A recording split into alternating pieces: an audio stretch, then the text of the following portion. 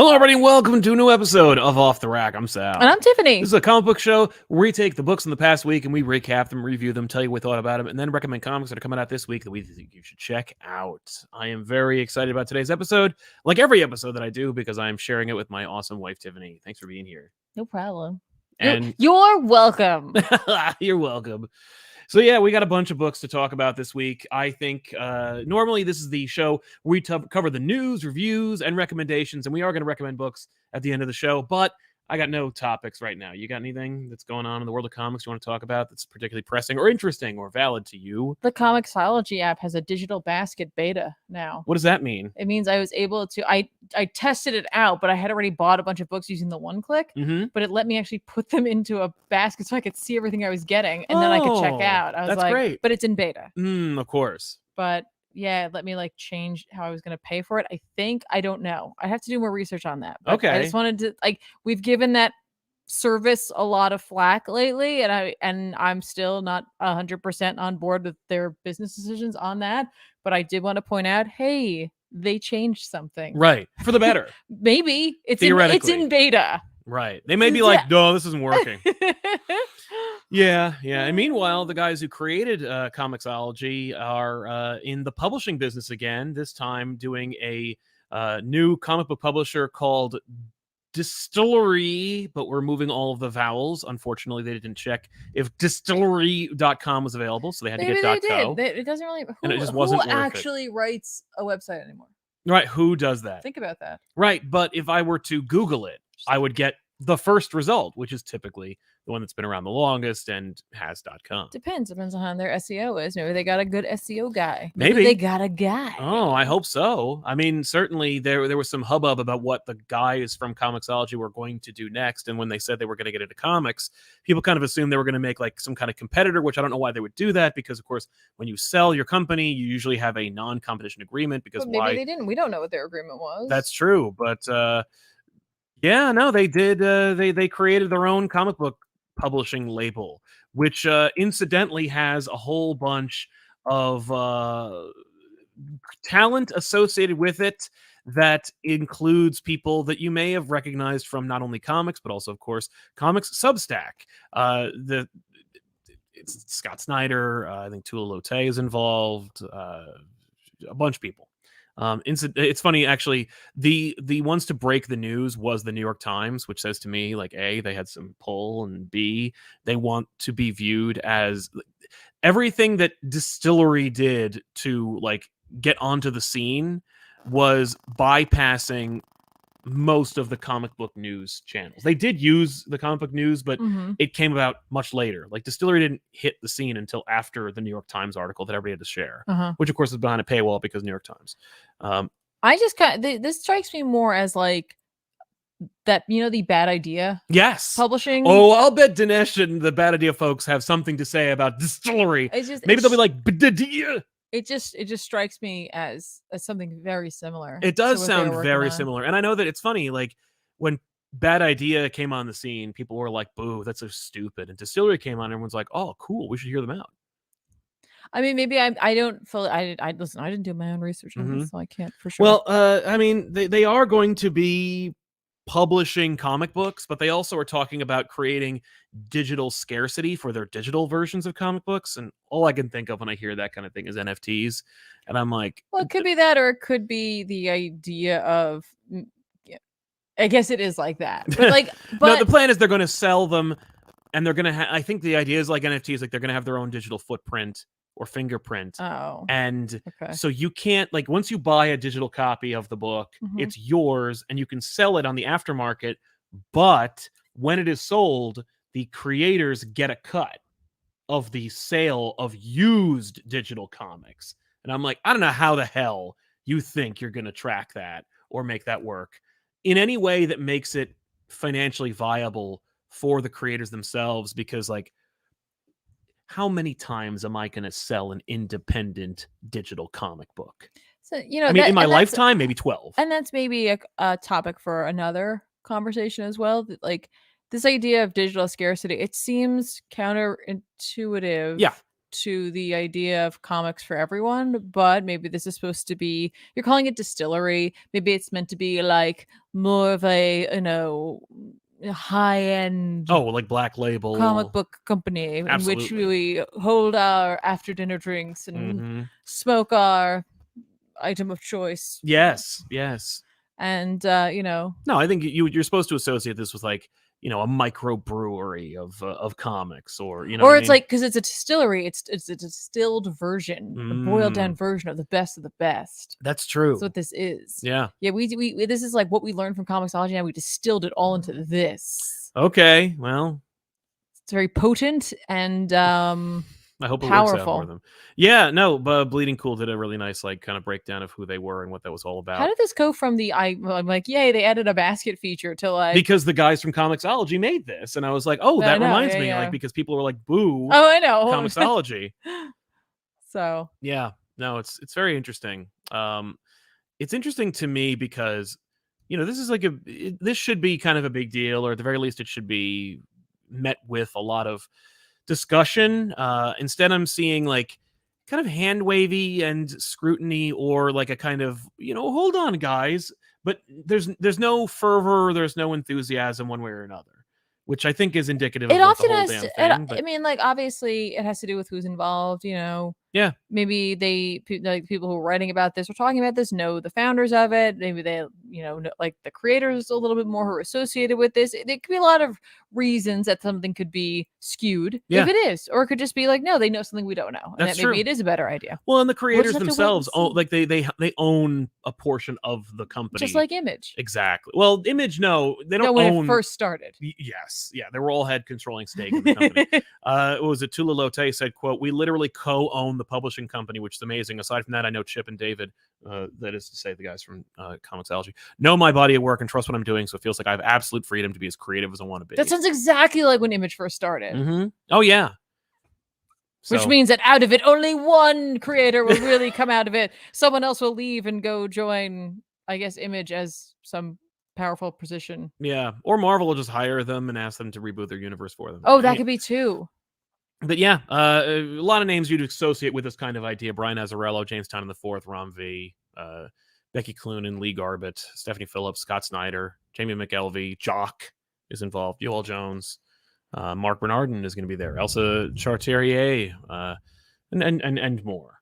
And the rest of their friends. Yes, and the rest of their friends. That's nice. Good for them. Yeah, that's right. Well, let's see what they come up with. There's a lot of great creators in there, and whatever. And like I imagine they won't have the same thing as as Bad Idea, where it's like it'll be really volatile, and comic book companies will be like shivving each other trying to get exclusive access to their books. Like it'll just be, no, here's the books, you can sell them if you want. Or not when it comes to this digital scarcity. Yeah, scarcity. Yeah, I think it's also intentionally vague. That's fair. If you're not 100% ready to go, if you're not 100% ready to go, you shouldn't be making announcements. That's not true. People do that all the time. No, that you do teases. They do what is distillery. They get their friends to tweet it. That kind of thing. You start posting about it. You don't say, "Here's distillery. Here's our model. We'll figure it out from here." They've given you an idea of what's happening. That's true.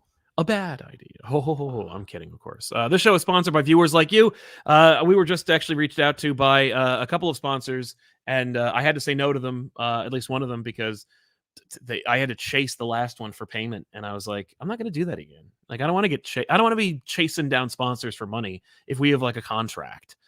So the best way to keep them out of there is by joining our Patreon at patreon.com/ComicPop, or using super chats. That's a question or comment. We're here on the show, and it keeps all the riffraff out. I do plan on using super sponsorships at some point in the near future, but I doubt you'll notice.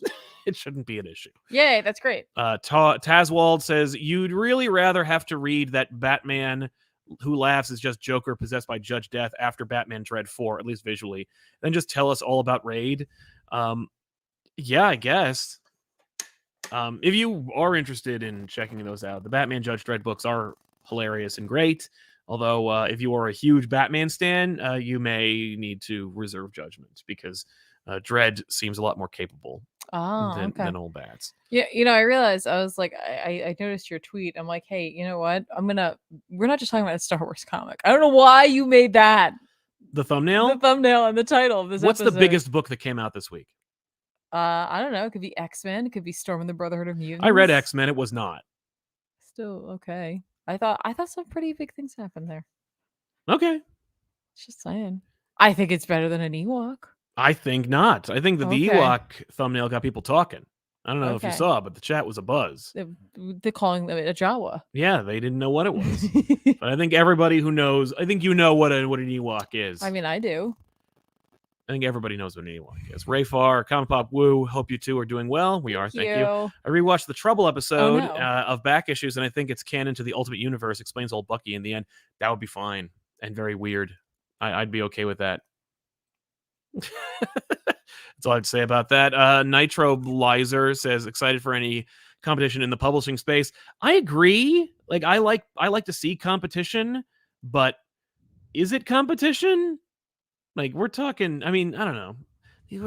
We're in a historic time for comics, and the reason why we know we are is because literally nobody's talking about how historic it is. And you can see the signs of it. Like there's no buzz, there's no discussion. There's the things that are happening are quiet and secretive or seismic, only in like slow glacial paces. And you're kind of like, oh, things are changing, but like, and you won't be able to, like, things are changing in a way I can't comprehend or articulate in the most like cogent way. And I know that that's because like once I have like the vantage point of like a few years, I'll be able to finally say like, oh, that's the point when things were really changing. And Rayfar also follows up saying, keep the corporate cats out of here. We're trying, man. Meow. Yeah. So, so how many books did you end up reading this week? I read a few. I read Superman Lost. Like I said, I wasn't going to. Christopher Priest, Carlo Pagwalian. This was, exactly what I thought it was going to be. It was fine. I won't be reading any more of it. After reading the first issue, I was like, I don't think I want to read any more of it. But a lot of people we know, yourself included, have said, whoa.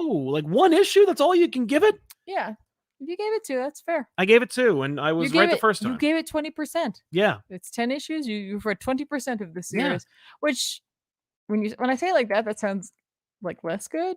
I don't know why. It's just, it's Superman was missing for him 20 years. Yeah. For everybody else, 20 seconds or whatever, an hour.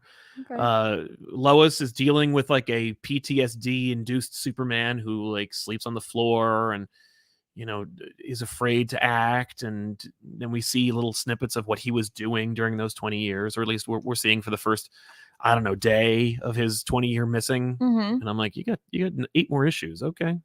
Well, maybe something more is going to happen, something bigger. Oh, no doubt. I mean, it's 10 issues, so there's absolutely there's going to be more. But I'm good on this. Okay. I don't need another like Elseworld Superman story. That's a story you could have done in continuity, but also I like. The exploration of the character is uninteresting to me in this through this lens. So there you have it. Yeah, Superman Lost #2. Okay. No thanks. What do you got? I'm gonna do 2 quick indie books while I have you all here. Yay! One is an issue 2. It's Phantom Road #2, written by Jeff Lemire with art by Gabriel Walta. I just really like this book. Gabriel Walta is awesome. Yeah, it really works for this story. It's just right work for the right story. Yeah. 100%. This is a like horror, like weird kind of. I'm saying horror because there are horror elements, things going on. It's just it is a rated M for mature book for sure. There's a lot of violence in here, but there's definitely some strangeness. It strikes me as a story that could be like based on like a No Sleep style thing. Okay. You know what I mean? Like it's more like a thriller or a No, because No Sleeps are often horror. Yeah. I'm thinking of the Left Right game. Okay. Like there's something here, it's like there's some strangeness going on. There's like maybe like a Twin Peaksian vibe where there's like folks who like know things but like can't tell you because it's not the right time, but you'll find the right time. You know what I mean? Like that kind of stuff. Yeah. There's also like a couple of moments in this for you Silent Hill fans. There's a moment in Silent Hill 3 in which a character acts like, oh, you think they look like monsters? And like for a second, the protagonist is like, oh, and Have I been killing no, I'm just kidding. people? I'm just kidding. Something like that comes up in this. Oh my God, that's fun. So really just digging this book. Lemire isn't always a hit for me, but so far I'm really vibing on this story. Mm-hmm. I don't remember how many issues it is, but I'll probably be picking up all of them. So really enjoyed this one. Yeah. And then additionally, I did not notice this one. I noticed it, but I didn't actually mention it when we were recommending books last week. Yeah. Looks like 3. Looks like 4. Okay, that sounds 4 or 5, something like that. That sounds about correct for the story. I think it'll run its course in that amount of time. Sweet. But I also wanted to give a shout out to World Tree or World 33. We're 0 This is another like horror kind of supernatural thrillery book written by James Tynion IV with art by Fernando Blanco. Every once in a while with these, I really do feel like I need to mention that this is a mature book. Our younger folks out there. There's also nudity in this one. I just want to make sure you know you're aware. You're aware of that. You know, you don't want to be cracking this one open necessarily around folks who might be sensitive, because you're going to see a lot of naked ladies in this one.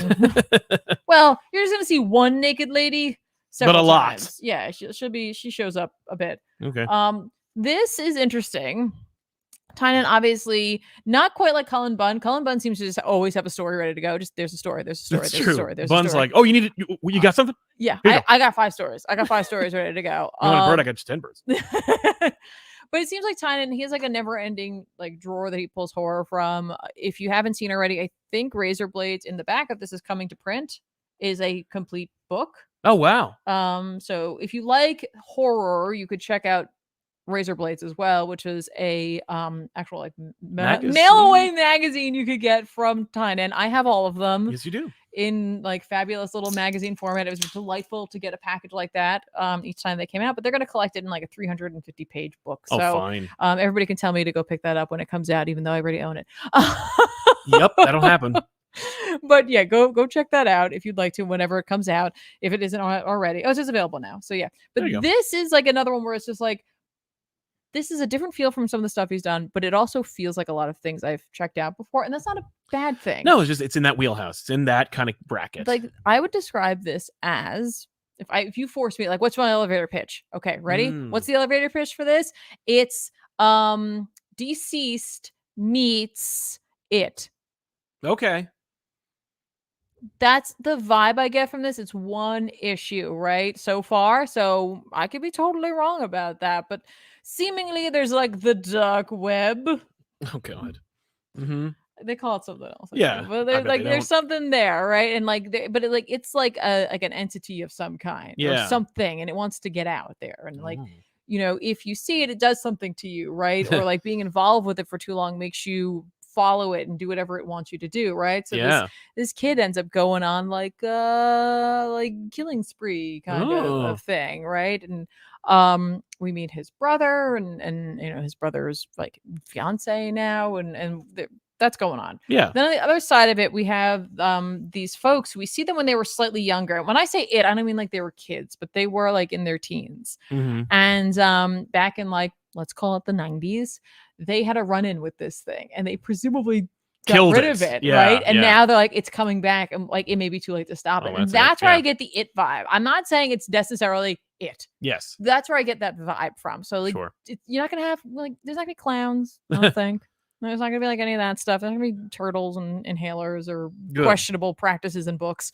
But it gives me that sort of like feeling about it. But like, regardless of me spending most of the time going like, what does this remind me of? It's like, it's it, and then what else? And the deceased thing, because like, you show somebody the phone and like they glitch out. There you go. They don't go crazy initially, but they have like a moment, but most of them have died before you continue to see what would happen next. Right. So I'm like, that's where I get the deceased from as well. But it is grounded in our reality. There's no superheroes in it necessarily. The art's good. It works for it. It gives me like Mr. Miracle, like occasionally. They got the 9-panel grid a lot. Yeah, you get that grid a lot for sure, but not all the time. But it was compelling. It was definitely compelling, and I will continue to pick this up until it doesn't compel me anymore to do so, unless that just means I'm too involved with the dark web. I don't know. But yeah, check that out. Another horror pull. So that's it. There you go. Okay, that's Indie Corner with Tiffany. Yeah, World Tree and Phantom Road. Someone else in the comments was like, if you liked World Tree, you should check out Little Monsters. I'm like, I started to, and then I just fell off. Yeah. So I'm aware of that. this is more up my alley for Yeah. Lemire. It's just I'll probably end up grabbing the other book in trade, but this is this is right in my wheelhouse of like, ooh, what's happening? I don't understand it. I'm not supposed to understand it. Yeah. I like that kind of stuff. That's fair. I heard a rumor that Phantom Road may be going like a lot longer. Maybe it could go up to like 50 issues. We don't know. I would love that. Yeah. And then hopefully at one point it'll be snowy too. And then you get all the things you like about horror. Yeah. Well, I this is like a more of a check-in period for me. Like I fell off a bunch of books. So I was like, let me just check back in, see if I should climb back on. Like I did check out Predator 2, not the movie, the comic book issue from 20th Century Studios Comics from Ed Brisson and Netho Diaz. This is what promised to be kind of like a new fresh reset, but actually is a straight up sequel to the last miniseries. I was gonna say when I saw this cover, I'm like, isn't that just a character? Yes, it is. But years later. That's not it. That's not a fresh start. No, it's not at all. But it does slam that idea right into Predators, which we talked about.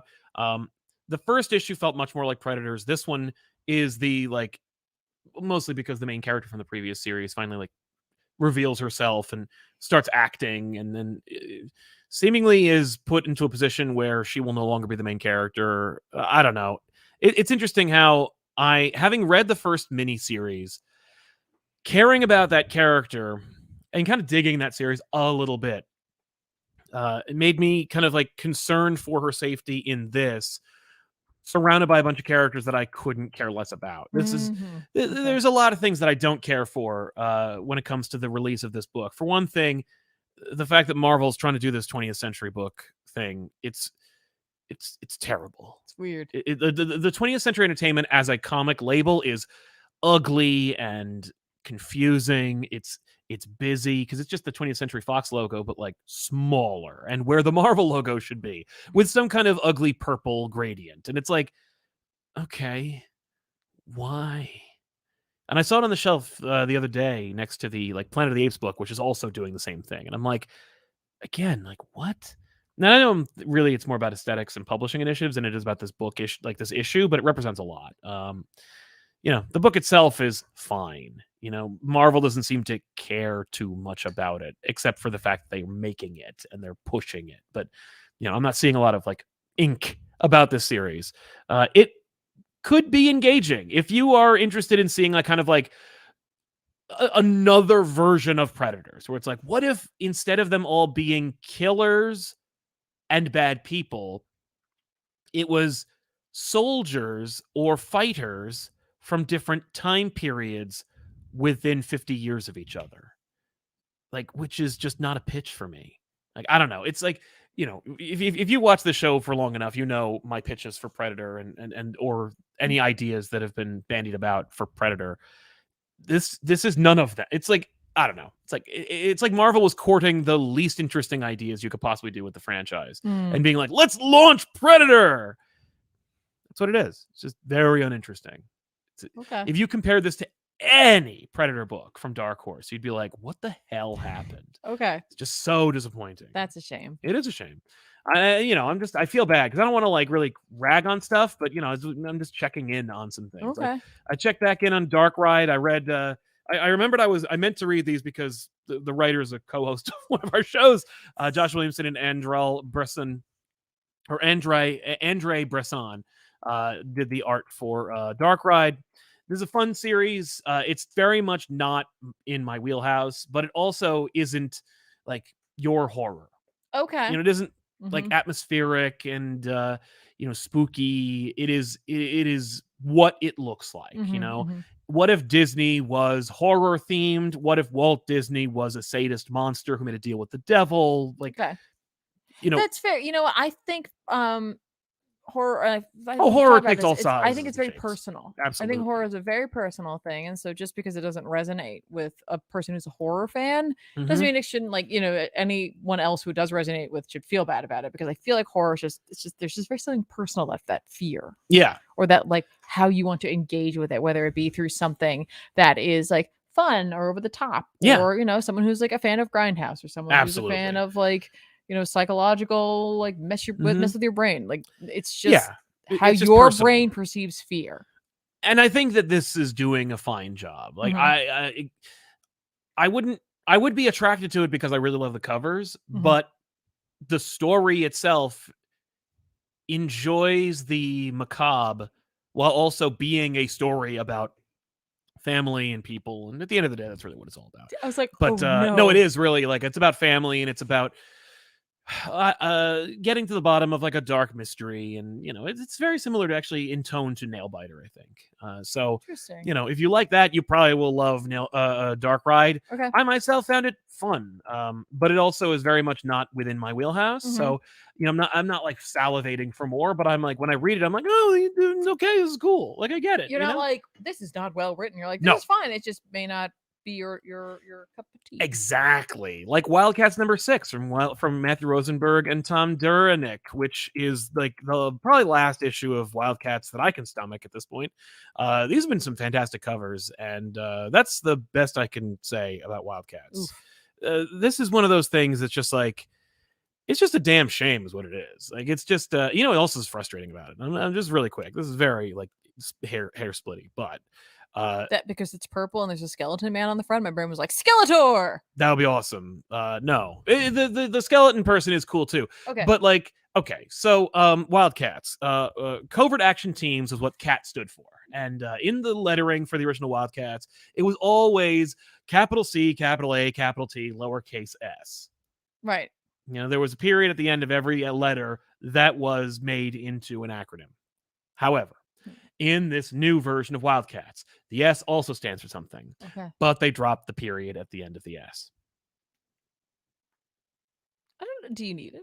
Yes. Okay, well, because it stands for something. graphically speaking, you don't want that period there. I'm sure that's why they did it. I know. Because there's only one person making all the logos for DC. Well, but like I support this decision. well, I would have been like incorrect. I would have been like, we're dropping this period. Well, it's perpetuating it's perpetuating a misunderstanding of grammar, and I will not tolerate it. Well, I'm sorry, you're gonna have to. well, it's out there. I know this It is my exists. show, and I say that this sucks. Excuse me, this is our show. Well, I'm also saying it sucks. Okay. But like this book, if you're like reading this and you go, man, like I Rosenberg has been really pimping Wildcats and he loves this franchise and I want to love it too. Is there something wrong with me? No, there's nothing wrong with you. This book is supposed to be like a fresh start for Wildcats and the Wildstorm universe in the DC universe for the fourth time. And yet it is borderline impenetrable in its narrative, just in the introduction of characters that are visually identical to what they were 30 years ago, but also nothing like the characters 30 years ago. So you're seeing them from like the visual cues of what you remember, but you need to forget everything you remember about them. So then why do they look like that? Well, they look like that because I like looking at them like that, because I remember them looking like that. But that's not enough, and it doesn't work. And so there's all these conflicting elements of the canon and the new canon just bombarding each other throughout. Okay. And while you are reading it, you're like, I don't care. Like there's nothing engaging about it. There's nothing that hooks you. Okay. The hook is Wildcats in the DC universe. Like that's the hook is something that we've been living with since the New 52. Like at the end of the day, the Wildcats appeared in the DC universe in the last issue of Flashpoint. Like, so it's been there the whole time. And if anybody had a strong pitch for that, they would have done it. The close thing we got was that Ellis book, Wildstorm, which is a book that I read as a job for DC until I begged them to let me stop doing it because it was so boring. And it was like, I appreciate it. I was like, this is a good book. I get it. But I'm bored to tears. I'm just a big dumb dummy. But like, this is boring for a whole host of different reasons. This is just it's trying to be world building, and it's like it feels like Rosenberg is trying to get to a point, and every issue he's like, whoa, wait, but I need to make my point.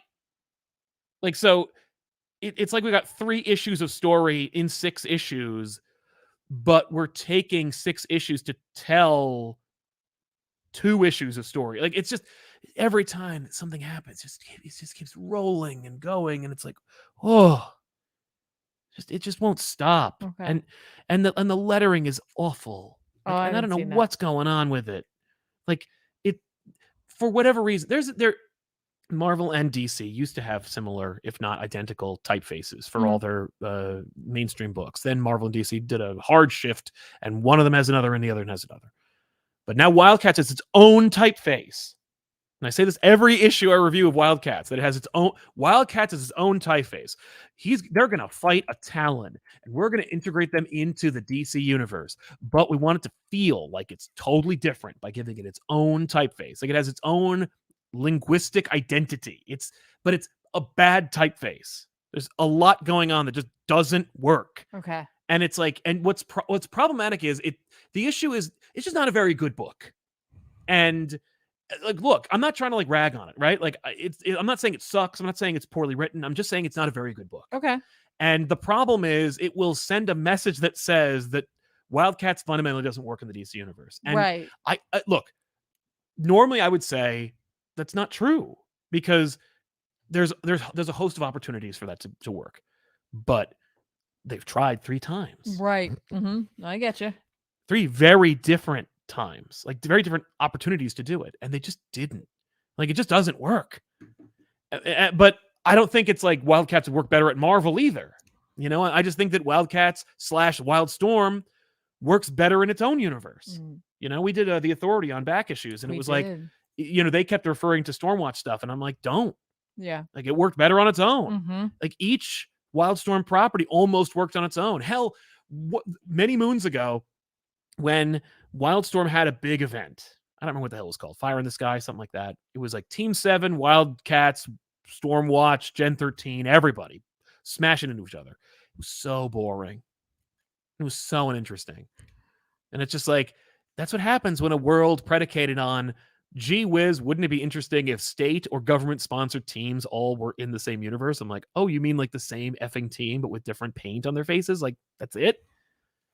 Yeah. Like, maybe it's just fundamentally creatively bankrupt. Maybe Wildstorm just doesn't work. That's what this book is doing. It's like making me question all of Wildstorm. Anyway, it's just not a very good book, unfortunately. Okay. I wish it were better. Yeah, I get you. And I think it will set Wildstorm back. Like, the next time someone has like a dynamite pitch for Wildstorm, DC's gonna think twice. Yeah, they're gonna be like, nah. They're gonna be like, we've tried. Right. I get you. And it's like, this isn't, normally they give it 6 issues, right? Green Arrow can't sustain more than 6 issues, apparently. But Wildstorm isn't over in the 6 issues. So you're giving Wildstorm more issues than Green effing Arrow? Than Doom Patrol? Now, maybe it's because the guy who created it's the president of the company. Yeah, it could be. But I would argue that Jim Lee doesn't seem to give a crap about Wildstorm. It's not like there's a Jim Lee cover. It's not like Jim Lee's writing it. Wildcats? Either. Okay. But Wildcats is Wildstorm. Oh, you know, okay. I mean, no, Jim Lee invented all of it. Yeah.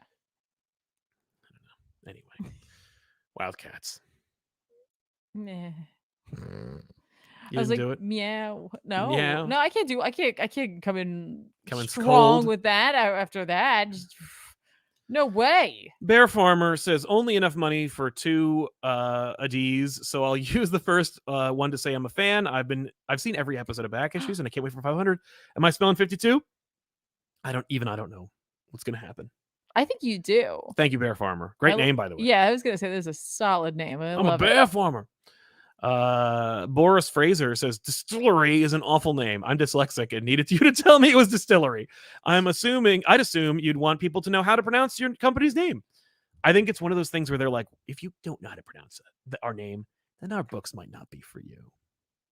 Like, I think they want that kind of attitude. I think it's just a current trend. I've seen it on a couple of things. Yeah. And that could be good. That could be feel bad. like I've seen it, but like on older things. Like, that was an idea from like almost 10 years ago. You'd know better than me. I doubt it. I know. Bear Farmer, would you ever consider having all 4 of you do an episode of Wolverine Havoc Meltdown? Would love to see everybody's reactions to the art, especially.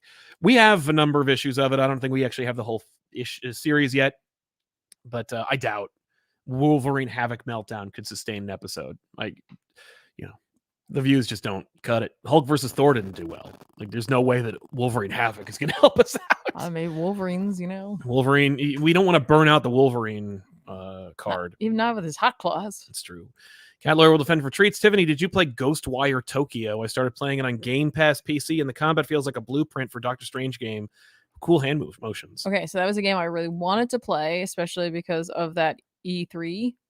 I think it was E3. Mm-hmm. Maybe it wasn't. Where they did the showing of that one. The woman who it's a spooky. Yeah, she was great. She sold me on that one. And then I held off when it came out because a lot of people said it could get a little monotonous, and I wasn't sure I wanted to pay full price. I was waiting for it to go on sale, and honestly, I forgot about it. But now that you're telling me it's on Game Pass, it's like, I have Game Pass. I pay for it and I don't use it. Oops. So I'm gonna check that out because yes. Yeah. But yeah, if you're telling me it's a blueprint for Doctor Strange, I'm in. Jefferson Kaik de Goday. Did you guys hear about the Spider-Man Hulk toilet paper comic? So bizarre. Also, have you even heard of the upcoming Carnage event? I've heard about it. I have, yes. And in fact, yeah, I remember hearing about that Spider-Man Hulk toilet paper comic like years ago. Like, I want to say Wizard did a thing about it like forever ago. It was just, comic printed on toilet paper. That's all. They've done that before. I've seen that. It's an old thing. It's just an old, it's a gimmick, But yeah, I have heard of it even before the YouTube video about it. But I also they did it. Did you hear about the coming Carnage event? Yeah. Okay. Yeah. I tune out anything Carnage at this point. It's over. Carnage is over. And Danvy 900, the way you talk about Rosenberg's Wildcats reminds me of Kurt Busiek's calling out of Hickman for stretching 3 issues of stories into 6 with this F4 run. I tried Wildcats and it's not good at all. Yeah, I mean, Kurt Busiek sure likes to call people out in public, even when he has no business doing so. So I don't know. We'll see. I've never actually, I don't think I've ever read, well, yeah, I could see Busiek saying that about Hickman, but those Hickman Fantastic Four books are really good. But what about you, Tiffany? What do you got? What do I got? I read Moon Knight number 22 this week. Well, of course you did. Yeah, of course I did. That's written by Jed McKay with art by, I believe it's Alessandro Cappuccio, without even being on the credits page. Because yay, we're 22 issues in, and I finally remember the team, and I was right. Yay for me. This issue is all about Tigra, if you couldn't tell by that cover, and that's exactly what it's about. And it's a fun issue. Yay! And a lot of fun things happen by the end, I will say. Yeah. As much as I literally last You're week, like, I'm not here for Tigra. No, I have no problem with this issue. I have no problem with her as a character. I have no problem with doing a highlight on her as being part of like the Moon Knight team. Yeah. I do, however, like I was like, this has been consistently good, and this was consistently good. Yes. I can't tell if when I read it, I was like, oh, you're okay. Like, there was literally a point in the story where I was like, okay, I know where this is going. Got it.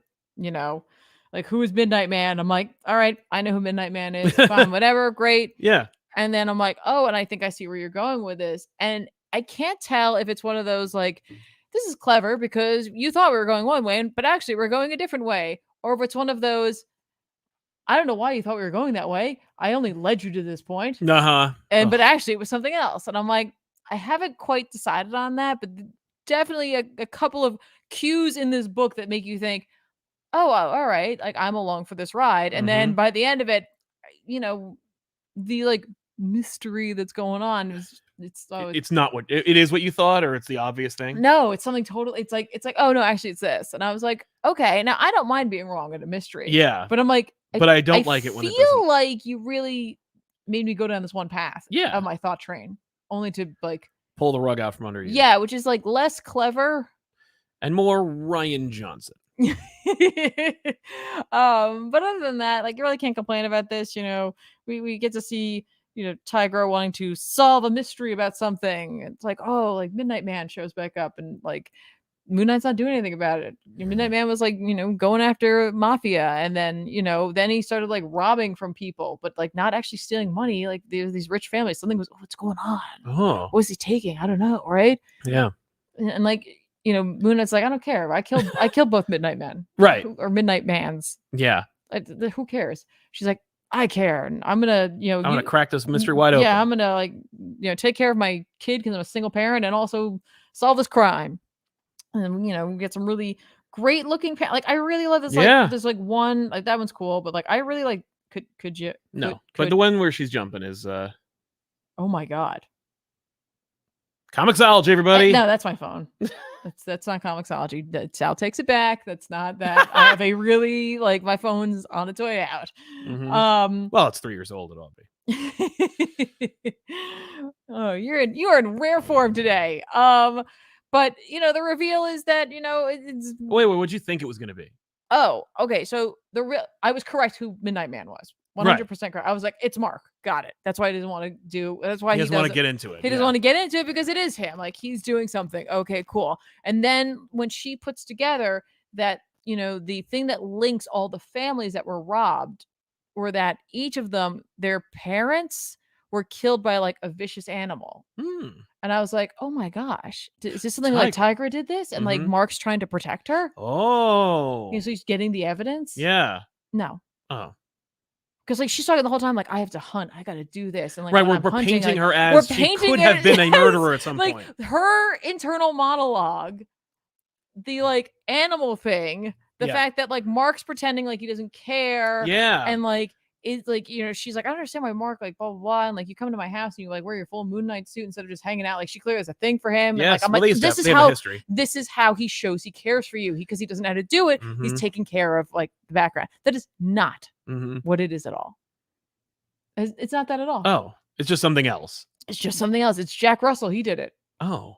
And like he's like, oh no, I'm on the case. Like I'm still figuring out the thing from the last issue. And I'm like, okay, that's fair. You're good. But you definitely in this issue led me down that one path. Like I was down this path. That sounds like maybe it was Tigra, and someone in editorial's like, don't make Tigra a bad guy. Yeah, like there's just like all the tropey clues are dropped the entire issue, and then it's like, oh nope, it actually isn't that at all.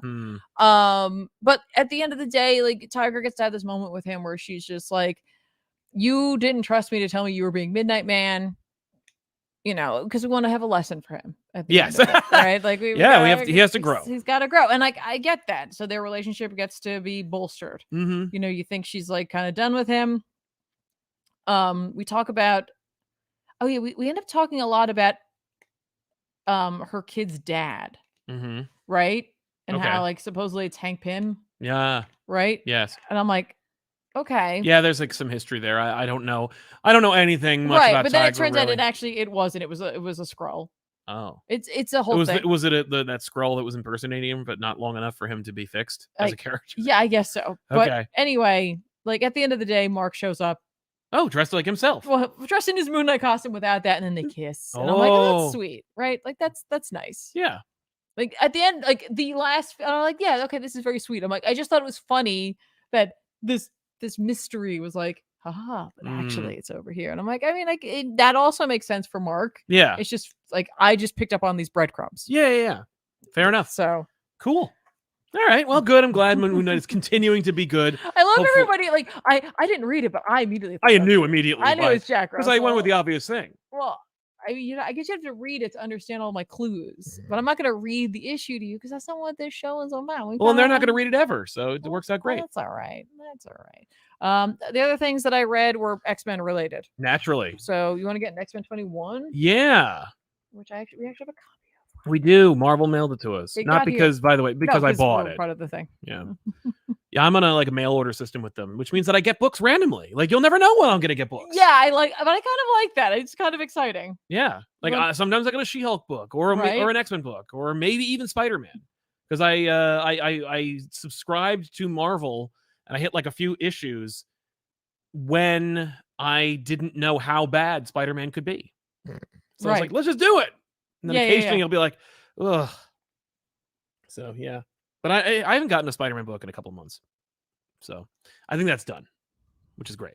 But X-Men 21, Jerry Duggan and Stefano Caselli. Yeah. Yeah. Art's looking great. Oh yeah. No, there have been very few during the Krakoa era of like the main bad looking X-Men books. Yeah, especially the main book. But like there's some really, I don't know, there's some really great just poses in here, really great anatomy going on in this book. And who is on colors for this? Because I really like their work quite a bit.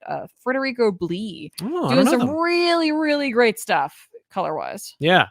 It's Yeah, I thought we read this. Like when I finished reading this today, I was like, didn't we read this already?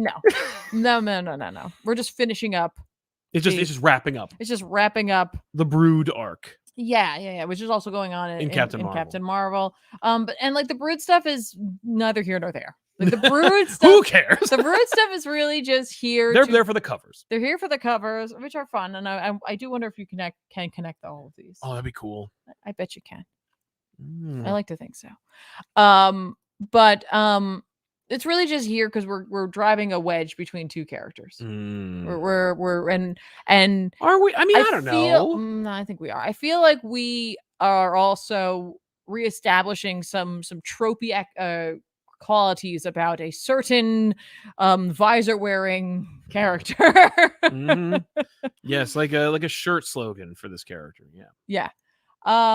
But so I do like this issue ties Nightmare back into this. It was like a one-off issue that they did, and they're like, hey, let's bring him back. Jean Grey and Nightmare now have like a history, and like, he's not done. I'm sure he'll be back. I'm sure. Or like they'll be something they leave, and some writer down the line will pick it up. Who knows? Doctor Strange and Jean Grey in, that's a Jean's like, not a chance, Doc. Like we'll team up, but that's it. Okay.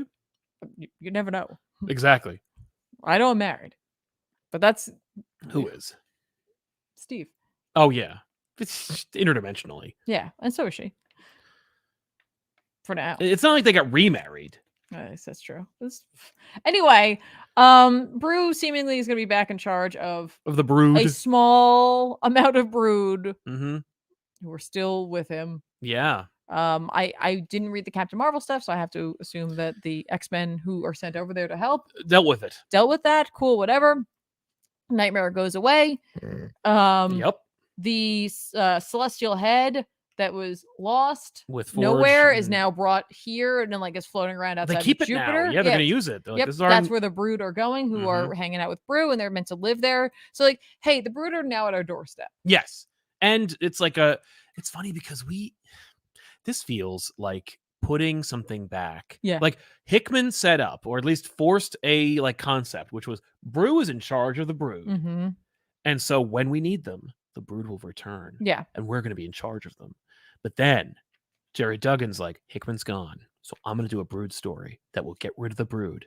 But I will keep a couple of them around. Yeah. In case we want to do that thing that Hickman was going to do, where the Brood show up and save the day in some respect. Sure. I mean, I don't think they get rid of all the rest of the Brood. Well, unlike what Scott wants to do. Yeah. So like the crux of this is that like Scott is like, we should have taken care of the Brood a long time ago. We should have wiped them out. They're garbage. They're trash. Whatever. Yeah. And now they attacked my dad, my space dad. Yeah. Don't attack Scott's space dad, lest you be like just wiped from the universe. I mean, I don't know if I agree with him or not. You are not meant to in this book. This book is very much painting Cyclops as like off his rocker, inappropriate. Jean is very like high and mighty, like, oh, you want to commit genocide, Scott? It's like, please, you guys. She's like, I'm gonna mega level mutant. You've killed an entire species of people, Jean. Shut up. Well, that's what she's saying. She's like, her take on She's like, I know, I've been there. She's like, we have to forgive. Right.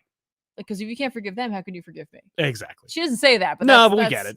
But there's the war, like the war captains, Bishop, Cyclops, Magic, and Psylocke. Magic and Psylocke are like, this is a bad idea. But like Bishop's like, hey, we should get rid of them. Yeah, we should just Wanda, no more mutants them. He's like, we should grow a Wanda clone and not give her a consciousness, just give her a single idea, no more Brood, and get rid of them. I'm like, you can't do that though, because like Wanda was amplified in her abilities at that point, so like it would blow up in their faces. But like I'm like, listen, that's not a bad idea. It's like, why is that your first plan, Bishop?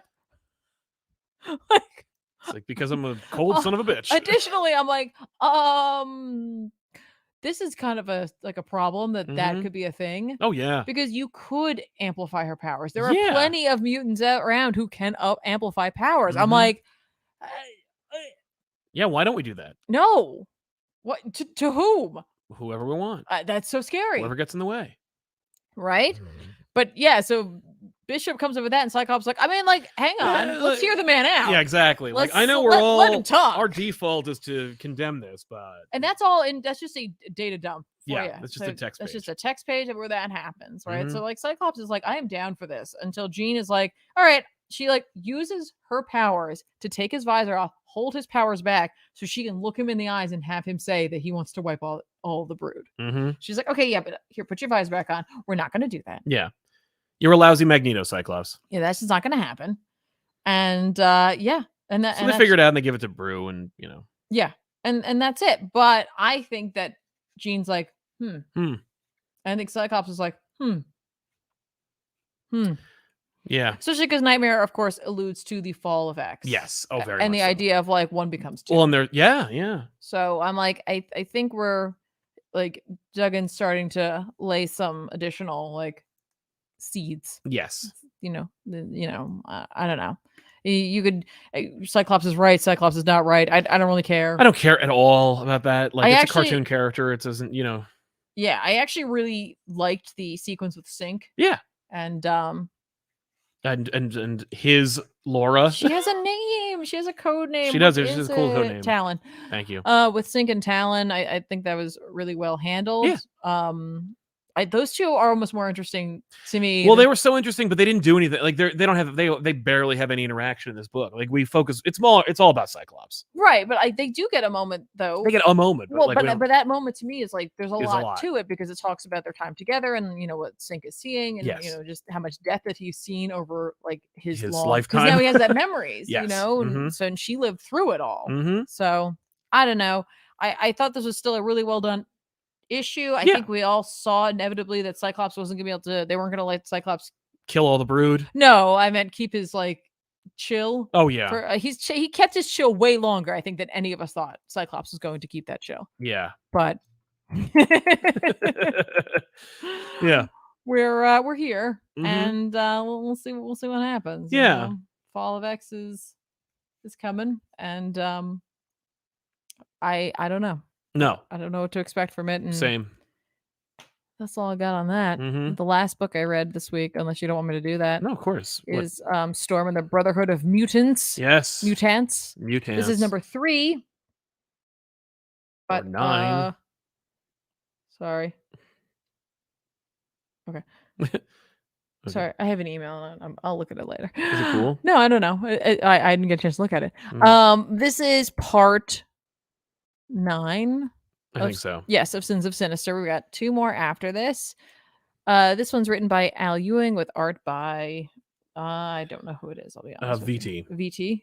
Actually, I read something else too. I forgot that. You did. I did read something else. I know. I totally forgot, but let's do this anyway. Let's talk about this really quickly. Yeah. Because I don't want to get into this too much. We're coming to the end. So it's just like it's just all spoilers. It's all like excitement and action and really cool it's coming stuff. together. Alessandro Vitti. It's all coming together. Everything's like funneling it into this one storyline, 1,000 years in the future. What's going on? Storm's been dead. You know, this was accidentally I actually ruined this for myself, but I was looking up something else. I wanted to know something and I read a little further and I was like, oh. Yeah, well, that was a press release. They shouldn't have. That wasn't a press release. That was their like review or something. No, it was Marvel's wiki page. That's it. So it's fair. They updated it. Right. They updated it. It was up to date. That's absolutely, it was accurate information. I shouldn't have read it. That's my own fault. It didn't take away from anything necessarily. This is following along with the group that has the Moiras, keeping them away in like the storm system. That's what they call it. It's all very epic looking. It has like almost an Asgardian feel to these characters, even though they're of Araco. Yeah. That's fun. Needless to say, there's a lot of interesting things that happen in this. There's a lot of death and destruction, a lot of cool moments for some folks. And people get their just desserts, I suppose. Yay! But Sinister, of course, is still kicking around, still coming out on top, of course. And I don't know, honestly, if he's gonna come out of this unscathed. I think I'm worried he does come out of this unscathed. Oh, you don't think he's gonna get his? I'm like, no, comeuppance. he needs to be scathed. He needs to get his comeuppance. And for comeuppance for him, it has to be like humbling. Yeah. Like embarrassing. And I just don't see that happening. But I can hope. I can really, really, really hope that he is humbled by this experience. If he remembers any of it, I we'll see. Yeah. We got 2 more issues. I think the last one is soon. It's this week. Yeah, that's Well, there's another one this This week, is and what I was then- gonna say. This is the Cy Spurrier one, and then it'll be the Omega. Yeah. So I can't wait. I really cannot wait to see how they're going to wrap this all up. I mean, I have a feeling I know how it's going to work out, but with these writers, I am you excited for trust how them. they're going to get me there. Yes, absolutely. So it's all about the journey. It is. You care more about the journey. Yeah, the journey's the more important part. That's what it anyways. is. Steampunk says, "Yo, hope you guys are doing great. We're doing Thank fine, you. thank you. I've been reading the Terrifics, and it's been really good. I recommend it. Yeah, people really loved the Terrifics when it came out. Just not enough to keep it alive." Paul Williams, hi, I can't stay, but I wish you both the best. Thank you very much, Paul. Thank you for your support. Question is the post address still the same if we want to send things in? And what comics would you like to read that inexplicably DC Marvel no longer publish? That's a great question. As far as our address is concerned, it's always in the description of every video we make. It's P.O. Box 1157, Denville, New Jersey 07834. It's always there. Hasn't been changed. But so yeah, we still, and I check it like periodically, like every week or so. And a giant pile just continues to get bigger and bigger until we shoot an episode of Letters page. But yeah, I don't know about like what books I'd like to read that DC Marvel don't publish. I mean, for me, it's always the crossovers. I'd like to see more of those. But yeah, I don't know. I mean, I'd like for some of the bigger books to get their like split ups. Like I'd like Spider-Man to have like a couple of like spectacular web of that kind of thing. Maybe like spread it around. Batman, same deal. You? I'm sorry. What was the question? Are there any books that they don't make anymore you want to see? Oh no, because most of the characters that I care about have somehow come back. That's true. Yeah. Oh wait, no. Okay, yeah, I want more Cy Spurrier's Hellblazer. M&M says, been reading Jenkins' run on Spider-Man Spectacular lately, based on my recommendation. Such a good book. Too bad Amazing couldn't ever be as well written. Again, for some reason, I guess. It's a very high-profile book. Spectacular, they can get away with a lot more than Amazing because it's just lower numbers, and it's not considered the flagship, so it has a lot more cooks in the kitchen. Empire Comics. Hey, guys, wanted to stop in and say hello. Hello to you too, Empire Comics. I never get to catch you live, but I get to listen to you on Spotify at work the next day. Lol, I love your content. Keep up the great work. Well, thank you very much, Empire Comics. Thanks for checking us out on Spotify. You can find us on audio at Off the Rack Reviews over on Spotify under ComicPop. And I hope you're having a great day at work. Same here. Ray Farr. Oh, is Amazing Spider-Man done? No, it's not done. No, I'm done buying it. What did that no good rotten punk Peter Parker do? Only book I've bought consistently is Nightwing, so I'm out of the loop. It doesn't matter what he did. It really doesn't matter. Don't worry about it. Just don't read the book. Chunky Jesus, I picked up Gotham City Year 1, issues 1 and 2 this weekend at your suggestion. Wow! Can't wait to track down 3 through 6. Well, nice. Shouldn't be hard to do because that book did not sell. But listen, thank you very much. That means a lot. And hey, listen, if you ever picked up a book of ours and it was by our recommendation and you were like, oh, it's really good, you know what you're talking about, let us know because, it tells other people like, hey, it's not just us blowing smoke. Absolutely. Boris Fraser, Uncanny Spider-Man had me interested. Nightcrawler, Spider-Man, pass. I disagree. I think that'd be neat. And you've known about it for years because it was in Timely or Timeless or whatever the hell that Jed McKay book was. He was there. I forgot about he was wearing a Venom suit, but he was there. But yeah, I don't know. That cover looks great. It's also written by Cy Spurrier, which is like a big yes. So I should tell them to pick that up. Just kill the friggin' knockoff Xenomorphs X-Men. They're not going to do that. And they're never going to put the Xenomorphs in the Marvel Universe for some reason. So for some reason, that comment made me remember that you told me there's a big horrible spider somewhere in the studio, and that made me think of that. And now that's all I can think of. Yeah, I wish I had that music cue played up when you see them in Aliens, where it's like, that sound effect they've used. LT3 only just got here and watching from the start, so I'll see your response in the next 56 minutes. Time travel. Hope you guys are having a great weekend. Thank you very much, LT3. Thanks for watching, man. I read Return of the Jedi Ewoks #1 from Melissa Wong with art by many different people, including Paula Guncho, Caspar Wynyard, Lee Garbett, Kyle Holtz, Javier. And then that's colors. So this was Tiffany dared me to read it, and so here it is. I didn't dare you to read it. I did say that you were going to read it. Yeah, tales of friendship, horror, and triumph with the Ewoks. I think the idea is it's the 40th anniversary of the release of Return of the Jedi, and so they're releasing a bunch of Return of the Jedi books, including Lando Calrissian and the Ewoks. So Is that Ewoks have fire, or is that Ewok have fire in his eyes? he's yes, that's right. Is he looking at the burning pyre or pile of stormtrooper bodies? I'm guessing. That story is not in this. It's like, make mine like medium rare, please. Right. This is this is an anthology. It's a collection of stories about the Ewoks.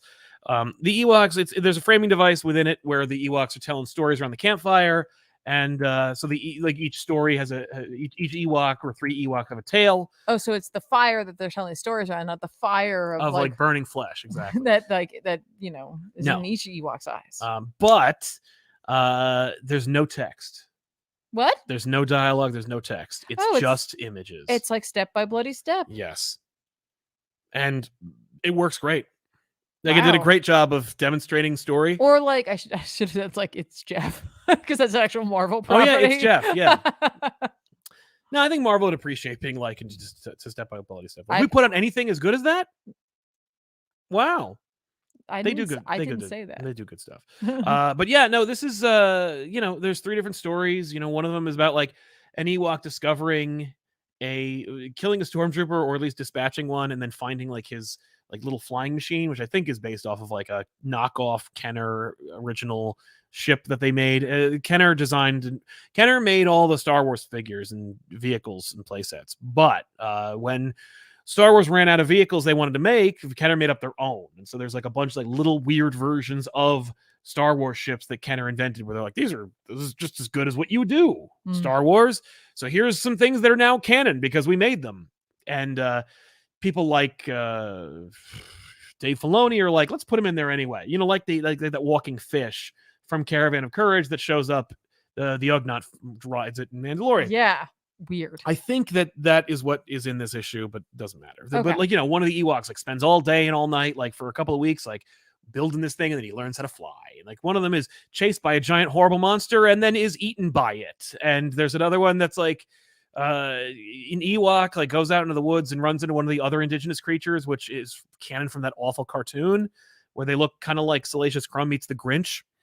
And they're from like warring clans, and they're friends. It's like Fox and the Hound, but like has a happy ending instead of garbage. And the Ewok family and the other guy, it's just whatever. It's just 3 little stories, and they're cute and they're fun, and the art's reflective of the style of story you have, and it's a really nice narrative device of not using text in your in your comic book. Well done. Okay, it's a good looking book. The Kyle Holtz book is the one where just an Ewok is stalked by a giant monster and then is eaten by one. And then it's cute because like, the guy's done telling his story. The other one's like, there are children here.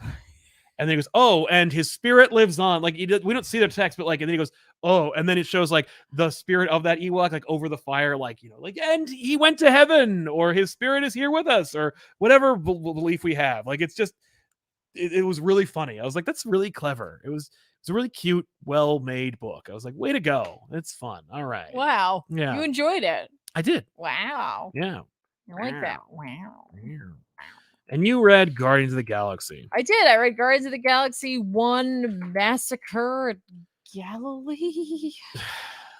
I took one look at this and I'm like, I leafed through it and went, okay, no. That's cute. I appreciate what they're doing. I was just like, but it's very it's just, we're going to completely change the tone of this entire thing to be a Western. Like, I just want to make it a Western. I mean, it is kind of like that. It is a Western. It is 100% a Western. Which is neat, but also like, does it fit the characters? Yeah. Okay. Yeah, no, this worked. They're on a planet where they go to a sleepy, dusty town, and you don't know what they're doing there, but the folk who are there are like, we don't need you here, and they're like, trust me, you do. And other folks show up and they're like, we own these mines and all that stuff, right? And they're like, no, you don't. I need you to come with us. Trust me on this one. Mantis is like a saloon girl.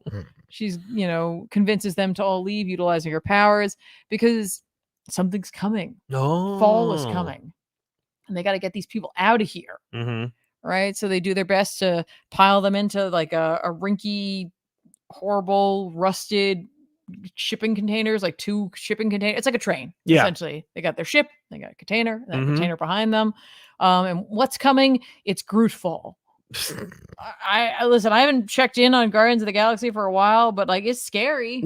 I don't know what's happening to Groot. Yeah. It's seemingly no one knows what to do with Groot anymore. So now Groot is this. Now Groot goes here and like eats people and makes vines everywhere and other such things. He's gonna destroy this planet. Okay. They take off. They've got the two shipping containers of people. One of them falls off the back, the other one doesn't, and Quill's like 50% is as good as we ever do. So off we go. Jesus. And like the other container is he's like, is anyone still alive from the second container? And they look down there. No, they look down there and it's wrecked. A massacre. Okay. Like Groot has completely destroyed everyone involved with it. So they leave, and the story's told by a young boy who was in the town, and he's like, they planted us someplace else, and they did help us technically. Right. They helped us, not the people over, not my brother or whoever's over on the other side. Right. So the next it's going to continue, I think, with the Western theme. The next one's called A Fistful of Mysterium. Apparently I'm fine with Western sci-fi things. Oh yeah. I'm like, oh yeah, Supergirl, Woman of Tomorrow, got it. Yep. This I'm like, all right. Yeah. I will say though, if you come at this with the voices of the movie in your head, it'll match up. It totally, it matches up. So I'm gonna guess that's how they kind of wrote it. Like makes sense. You'll see what I mean. There's some synergy in there. There is definitely some synergy in here. But I get this probably isn't for everybody, especially since it is Western themed. Right. But it is just Firefly, At that point, I'm like, if you just it is and it isn't, because it's you got aliens. Right, because they got space powers and stuff. Yeah. That's fair. Yeah. All right. I'll actually read it and sit down and actually read the damn thing. Yeah, give it a shot. Ray Farr says ComicPop has made me buy more books than the big two ever have. What you folks do matters. Aww. We appreciate all the work that goes into the channel. Thanks, Ray. Thanks, appreciate Ray. it, man. Thank you very much for your support. Max M, haven't been able to catch you guys live for a while. Here's some money. Thanks, Max. Appreciate you for sponsoring the show. Also, are there any types of stories you want to see more of in comics? I just want more pirates, the fun One Piece kind of, or even the evil historical kind. Yeah, that's fair. More pirates would be interesting. Fine. Sal's got a great pirate pitch. I do. You damn right I do. That'd be the only place I could do it now, because there's no way they're going to make more movies and TV shows. So it's like, make a comic book. I'll do that. Yeah, pirates would be good. It costs nothing. I don't know. Yeah. I like more spooky things. Right. More horror. More Arctic horror. More horror in like mainstream comics. Oh, I like when you do little one shots or like small arcs for characters who have to deal with something horrifying. It's true. Yeah, those kind of like huge tonal shifts. Like I remember like there's a Spider-Man book called The Mad Dog Ward, and it's just so effing weird, and literally nobody talks about it. And it's just such a like tonal shift. That happens to Spider-Man and any other mainstream character. Like, what happens to Batman too? Where it's just like, what the hell? Yeah. Well, you see that a lot when they did Legends of the Dark Knights. Yeah. It was like all of a sudden it's like, what's happening? It's like gothic horror over here, and it's like, yeah, but like it doesn't have to be forever. No, I just wanted it as like just a like an arc, 3 issues. Little taste. Yeah.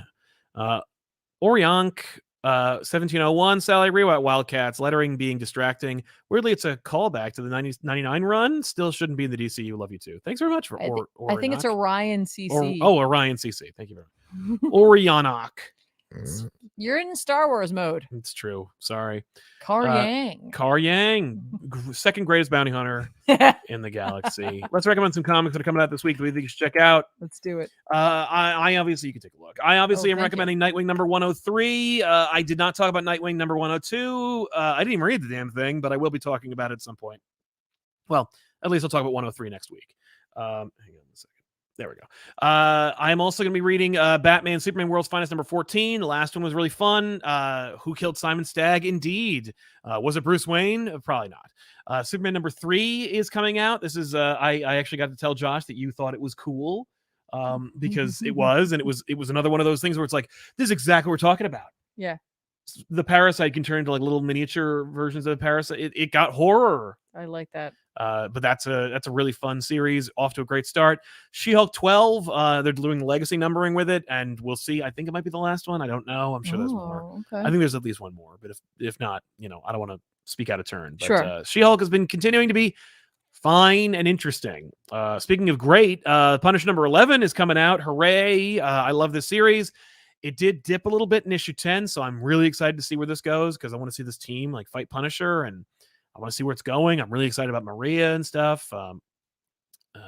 the last, I think, issue of Deceased War of the Undead Gods is coming out. That's issue number 10. That is It says 8. 8. It says 8 of 8. Yeah.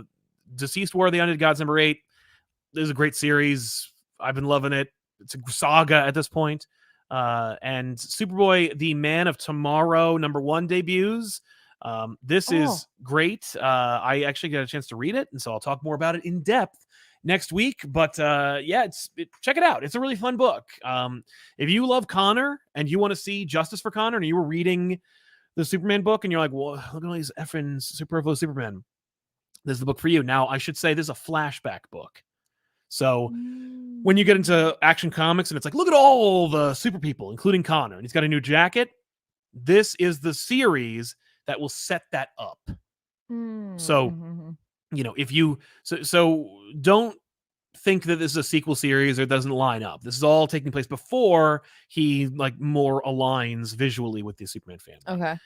And I found out from Cantwell over on Twitter that Sleepwalker is appearing in the Hellcat series, and he's going to be a major factor in that book. And so I guess I'll have to read Hellcat number 1, and then I'm going to read Hellcat number 2, which comes out on Wednesday. But yeah, big character in the series. He promises he's like a huge deal about Sleepwalker. And I was like, oh, okay, well, I guess I'll have to read it because, of course, we're big Sleepwalker fans here on this channel. Yeah. No. But I'll be checking that out as well. And so those are my recommendations. Tiffany. Okay, I'm going to be recommending The Forge number 2. It's Greg Rucka. It's an indie book from Image. It was that's the oversized one, right? Yes, the big oversized one, weird sci-fi sort of tone thing. I don't know. It got in my brain, so I'm going to pick up number 2. Yeah. X-Force number 39 is going to be coming out. Apparently Colossus and Wolverine, Laura are going to be joining X-Force. That's just Ben Percy bringing in more characters who need to have something dealt with, because we got to figure out this Colossus thing. Yes. For sure, right? Got to take care of that. And then, of course, the thing I'm the most excited for, Nightcrawlers number 3. This will be part 10 of Sins of Sinister. This will wrap up the main bulk of books, and it will be following it up with an Omega issue. This one will be written by Cy Spurrier, so I'm excited.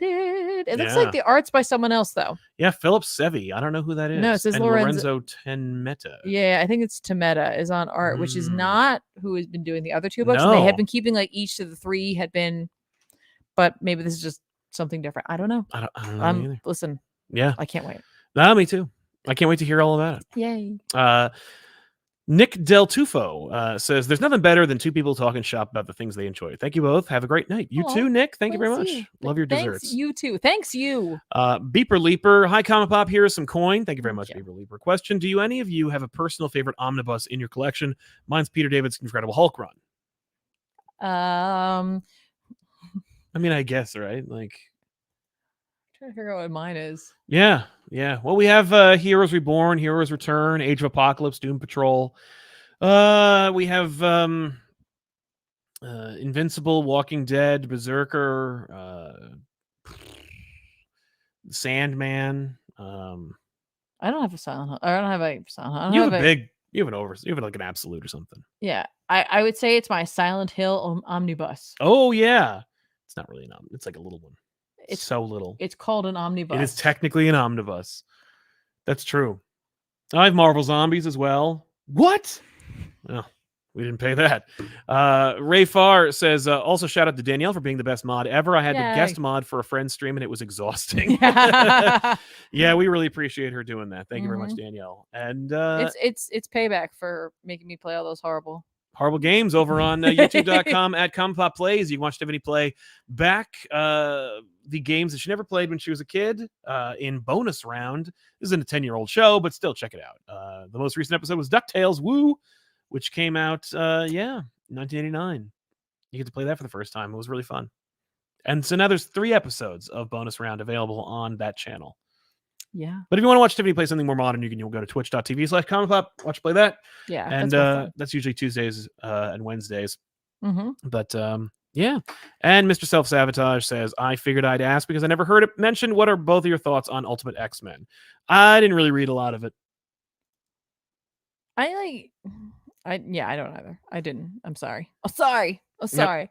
The concept though of like anything ultimate is neat. Yes. Not always handled well. No. But it's a really great idea. Agreed. You know, to be able to start clean, especially with a slate like X-Men. X-Men, where it's like, yeah, I think it's that's kind of what Krakoa feels like almost. Right? Absolutely. Like it almost feels like a unofficial ultimate version, except it's not, because like all these things happen, but it's just a place that you felt like you could jump in on. Ultimate Totally. should have felt like that. Yeah. Whether or not it did is a totally different, matter. Conversation. But I think it's why people are idea. that's why they're so excited for the movies.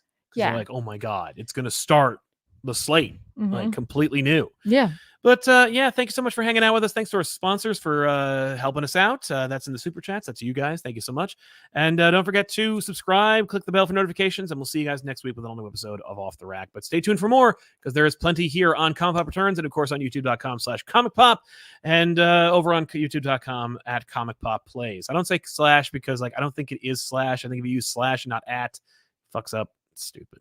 Anyway, see you guys next week. I'm Sal. And I'm Tiffany. So long, everybody. Bye. Bye.